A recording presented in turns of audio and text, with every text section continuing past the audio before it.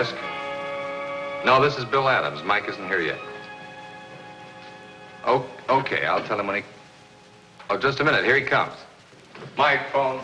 Who is it? Composing room. You guys screaming for copy already? Well, don't you know a morning paper doesn't go to press until... What? Yeah. All right, I'll check. What gives? He says he wants a new makeup. He says you've cut the daily to 8 pages. Here's the memo for Mr. Todd. But why? No advertising. Look at all these cancellations. And you can't sell any new ads, huh? Some advertising manager. I'm beginning to think I couldn't sell Robinson Crusoe and running an ad for a rowboat. Well, it's not your fault. I've seen it coming for a long time. You know, Greenwood used to be kind of a hometown, suburb of Steel City. Well, the city got bigger, closed in around it. Now it's just a district of the big town. Main Street jammed with cars going in and out of the city. Sky full of planes taking off for somewhere else. People around here think of themselves as citizens of Steel City. They buy Steel City newspapers. Well, that's where advertising went, and our searching. And any day now, the Herald. Hi, Mr. Stacy. Hi. Hello, Mr. Adams. Hi, Joey. Want your paper? Sure. How's business, Joey? Swell. Well, it ought to be. Selling the Herald in the morning and the Steel City News at noon. He forgot nights. That's when I deliver the Steel City Star. Beat it, trader. See you Sunday morning, Joey. Okay, Mr. Adams. What are you going to do then? Help him find another job? You know, you and I are going to be looking for one, too. Well, not me, Mike. I guess I'll hang around as long as the Herald lasts. What for? Oh, it's in my blood, I guess. You know, I've been here ever since I was a copy boy. That goes a long ways back, doesn't it? When Todd was a crusading editor. Yeah. He used to fight for all kinds of social and moral issues. I remember how they even shot at him once, but that didn't stop him from fighting the gamblers. Now Greenwood's got a racetrack. And as you said, it isn't a hometown anymore. It's lost its local pride. You know, Mike, I think that local pride could be brought back if Mr. Todd had started fighting for things again. Well, he was a great newspaper man. One of the greatest. Of course, that was 25 years ago. Now he's just a tired old man. What this paper needs is young... Meaning who? You? Well, I might fall flat on my face, but I'd sure... Oh, hello, Mr. Todd. I'd like to see you in my office, Bill. Yes, sir. Right away, Chief.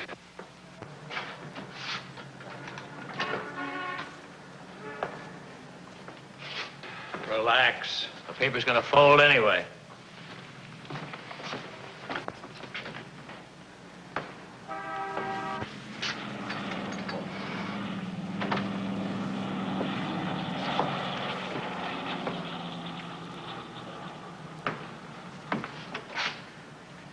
Sit down, Bill. Tell me, just what would you do if you had a chance to run this paper? Well, I guess I was talking out of turn, Mr. Todd. Now, I want to know. Tell me. Well, I think I'd try to run the paper the way you used to. The way I used to. Yes, I guess I am just a tired old man. You know, I've always dreamed of taking a long trip, Bill. Today I got to thinking. The kids are grown. Nothing to hold me here but the paper. The Herald was my first paper, Bill, and my first love. That's why I've held on to it up to now. Just couldn't bring myself into selling it. But if I don't quit now, I'll never make that trip. Would you really sell the paper? I might. I've known you for a long time, Bill. I know what you call right, what you call wrong. I know a lot about you. Would you really like to run this paper? Manage it? Run it as your own. There's still 2 years left on the lease. I'll give you the use of the equipment while I'm on my trip. You'll sink or swim entirely on your own. Oh, that's quite an offer. Perhaps you can build the Herald into a real influence for good in this community, Bill. Only God knows how much we need it. If you can't, I can still sell the equipment when I get back. So what do you say? That's a big decision. Want to talk it over with your wife? Oh, I know what Margaret would say. She'd say, do it. And thank you for the chance. Don't thank me yet, son. You may be heading into a whole mess of trouble. And speaking of messes, take a look at this desk. I'll clean it out so you can use it. There's nothing of value except these 2 books. You know, Bill, I've always said when you're dealing with the fortunes and misfortunes of people every day of the year, an editor ought to run his paper with a dictionary in one hand and a Bible in the other. That's what you'll be doing, son, running a paper.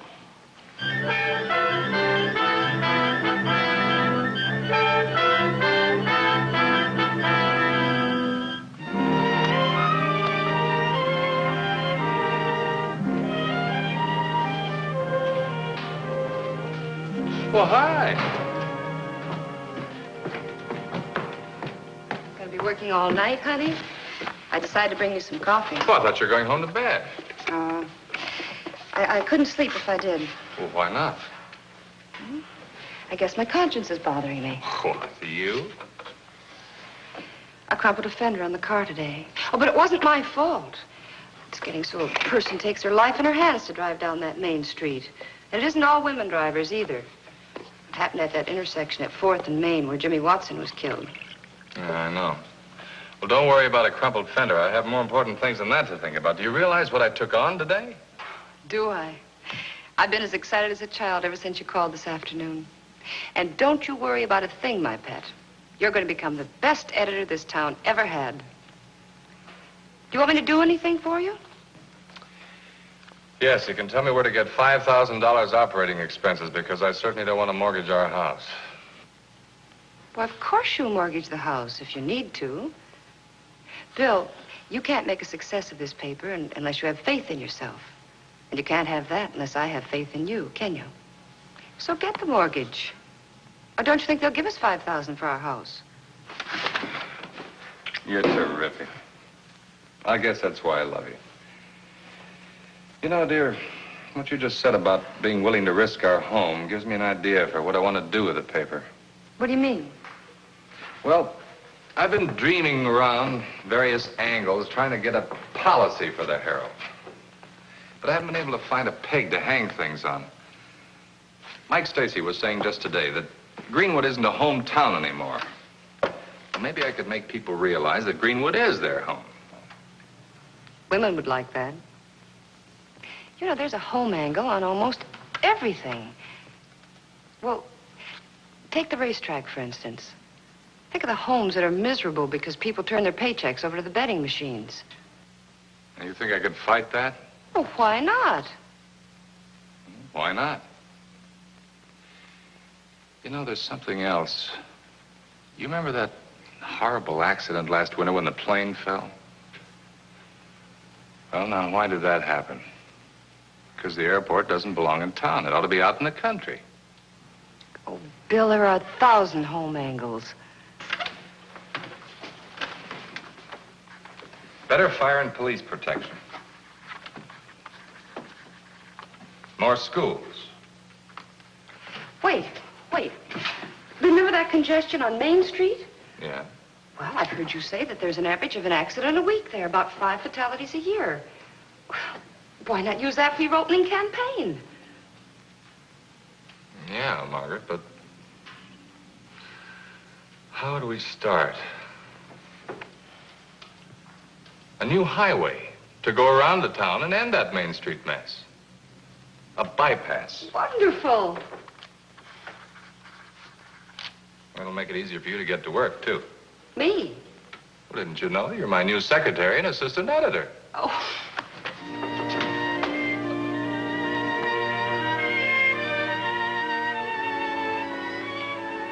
Yes, I like it.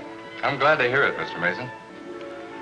Women make about 90% of the purchases in my store. And if you angle your paper toward the home, as you've been telling me, you'll have the women in the hollow of your hand.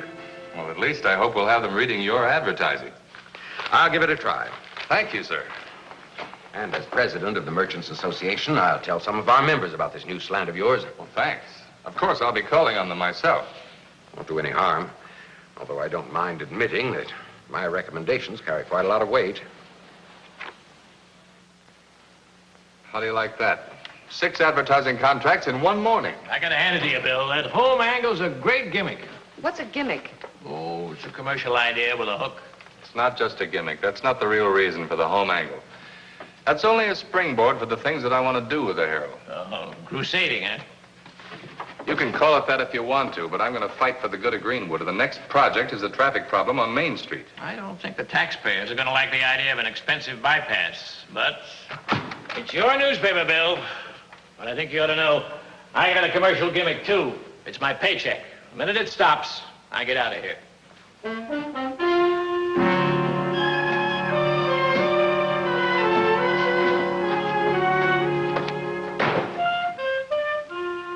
Adams, I didn't know that this home angle of yours included such schemes as this. Do you realize how much your bypass dream would increase taxes? Do you think saving money is more important than saving lives? Don't be ridiculous. This is sure to raise the tax rate. And if your harebrained scheme went through, what would happen to all the stores like mine with no trade? I think you've got the wrong slant, Mr. Mason. Take a look at this report out of the Traffic Engineer Monthly. Springfield put in a bypass. The store sales went up 26% during the first 3 months. The same thing with Columbus. Their trade went up 24% within 60 days after the bypass was open. And take a look at all the other cities. Now, these charts are backed up with facts and figures. There's one thing this chart of yours doesn't show, Adams. That's the raise in taxes. What good is it going to do if my business increases 24% and I have to pay out 30% increase in taxes to pay for your bypass? Well, you may disagree with me, Mr. Mason, but there are others who are with me in this matter. Yes, we were discussing that at last night's meeting of the Merchants Association. I wish I'd been there to answer the questions. The principal question was how much we should offer you as a salary. Salary? If you were working for us, we'd have to pay you, wouldn't we? Well, what do you mean, working for you? The Merchants Association needs a live wire man to handle its publicity. And everyone at the meeting last night agreed that you were just the man for the job. Me? How would you like $25,000 a year to handle our publicity? Exclusively, of course. Exclusively? You mean I'd have to give up the Herald, is that it? It's a lot more than you'd ever make from that paper. And what if I refuse the offer? Well, that's entirely up to you, of course. What did you tell him, Bill? I said I'd think about it over the weekend, let him know Monday. I wish you'd told him no right away. Being the editor of a newspaper is, well, it's a great trust. And $25,000 is a lot of money. You know, to a lot of people, $25,000 would be the chance of a lifetime. And you can't forget that even a great editor like Mr. Todd couldn't make a go of this paper. Who knows? Maybe they don't want a better city. Maybe we've mortgaged our home and spent our savings for what? But, Bill, you know this isn't a legitimate offer. It's a bribe to make you drop the bypass idea. Okay, so it's a bribe, and I know it as well as you do. I feel trapped. If I don't accept their offer, we lose our advertisers, and without them, we go broke and lose the paper anyhow. Well, there must be another way. There has to be. I don't know. Maybe. I just don't know.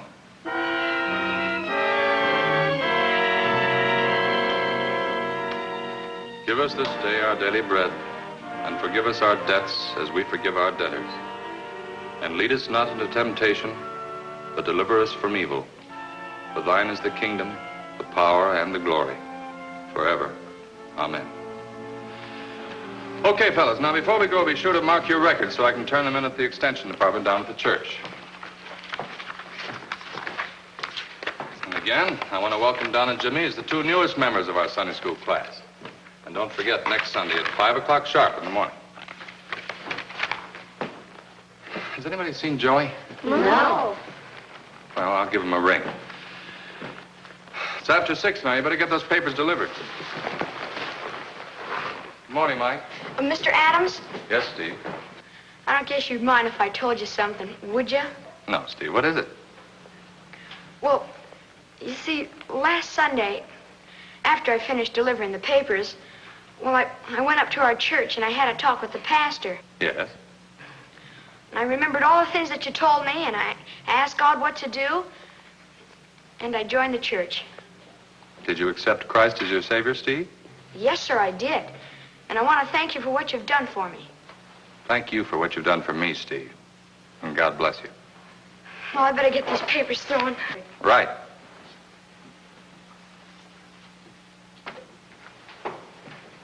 So this is what you do on Sunday mornings, huh? And what are you doing here? You give these kids a Sunday school lesson every week? Why? You looking for the gimmick? Let's just say I like to get up early on Sunday mornings. And I like to teach those kids something to make their lives a little bit brighter. And God a little more personal. You know, Mike, some of the most important men in our country started out as newsboys. Those are great kids. All I can say is this is one for believe it or not. Now suppose you tell me what you're doing here. Well, Kelly, the policeman on Main Street, called me. Joey was hit by a car. Joey? Yeah. When? Last night, he was crossing Main Street, and this car came. Well, how is he? Well, don't worry, he's all right. I just came from the hospital. You've been there all night? Yeah. Now suppose you tell me, Mike, what the gimmick is in that. Put that on my desk, will you? I'm going over to the hospital. And send a photographer over there because I want to get a picture of Joey for tomorrow morning's page 1. Mike, I'm staying with it. We're going to fight this Main Street battle harder than ever. I'm going to stay with it all the way.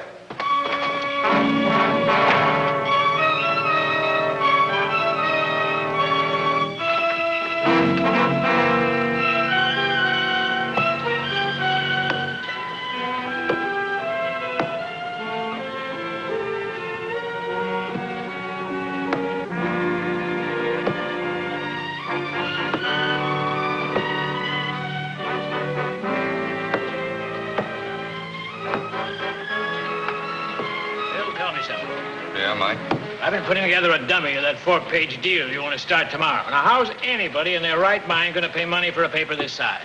Well, I don't know what else we can do, Mike. Advertising's being canceled, circulation's shot. We haven't paid a bill for weeks. The campaign for the bypass is getting nowhere. People are talking about it. Talking about it, yes, but what are they doing? Nothing. Maybe we can work out some kind of a gimmick. Oh, gimmick. What we need is not a gimmick. What we need is cash. The way things stack up right now. The circuit must be overloaded. The fuse is blown, huh? Don't bother, Mike. We can't afford a new fuse. What are you talking about? It's the power bill. $387.49. Yeah, that's just about $300 more than we've got in the bank. Power company warned me, but I thought maybe we... Oh, Mike, we've had it.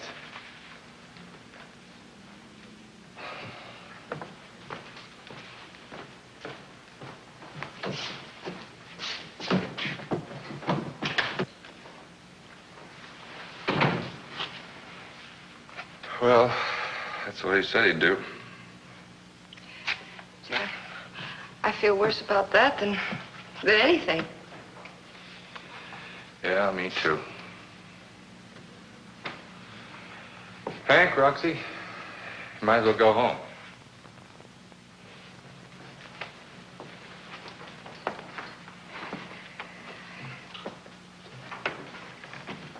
Well, what do we do now? Bill, we prayed to God for help. And the Bible says, all things work together for good to them that love God. Well, we love God. And, well, if this is his will, it's his will.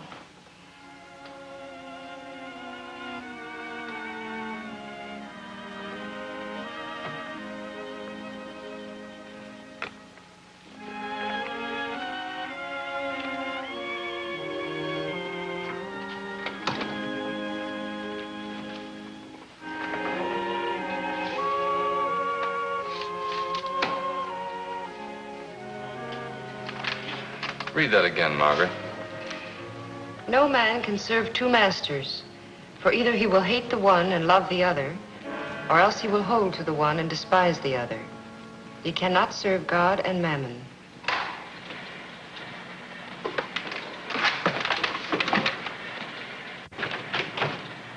All right, kids, back to work. The lights are back on. Sure. All it takes is money. You mean you went down Come there? on, yeah, let's get back to work. Wait a minute, Mike.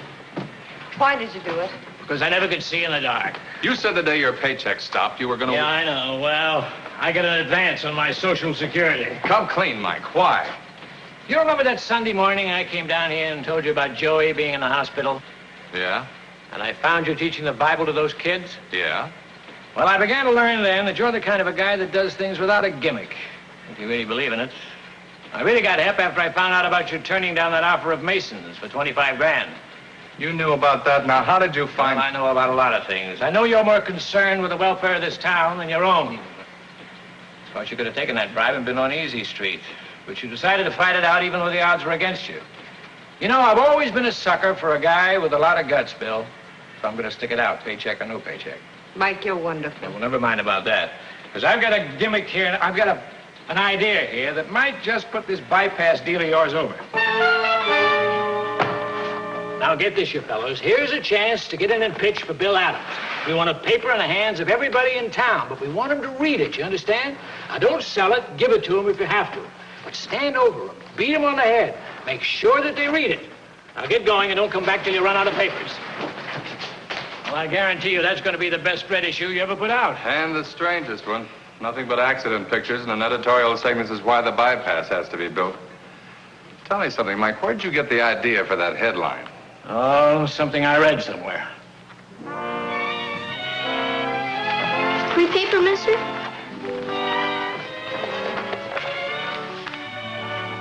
Thou shalt not kill.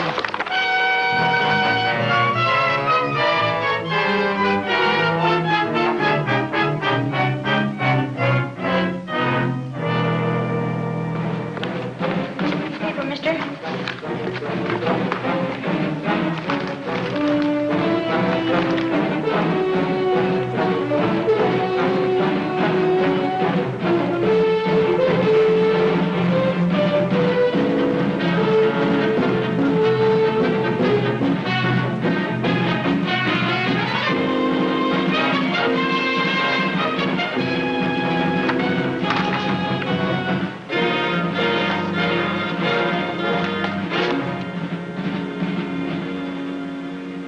Yes, we hope to continue along the same lines.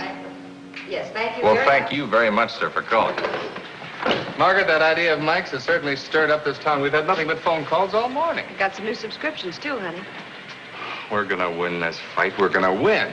We went to the right place for help, Bill. To God. Mike didn't look like one of God's angels, but he was. He certainly was.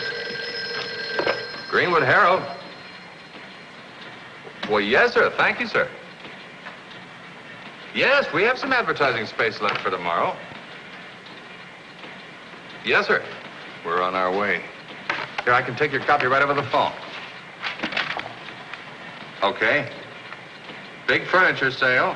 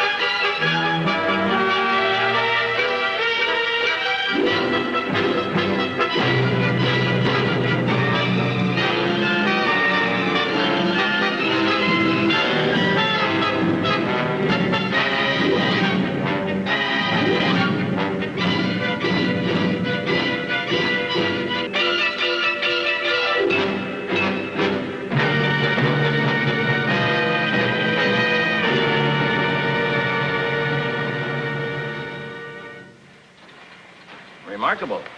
All this in 2 years. You've done a good job, Bill. Well, thank you, Mr. Todd. We've had some hard knocks, but I think you can see from the advertising that we're now in pretty good shape financially. Yes, I noticed Mr. Mason is advertising in the Herald again. I'll take my hat off to you. Well, I just took your advice, Mr. Todd. What was that? You told me that an editor should run his paper with a dictionary in one hand and the Bible in the other. Judging by some of the copy that I corrected, that dictionary wasn't used very much. But that Bible was sure opened a lot. Bill, give me an okay on this, will you? Yeah.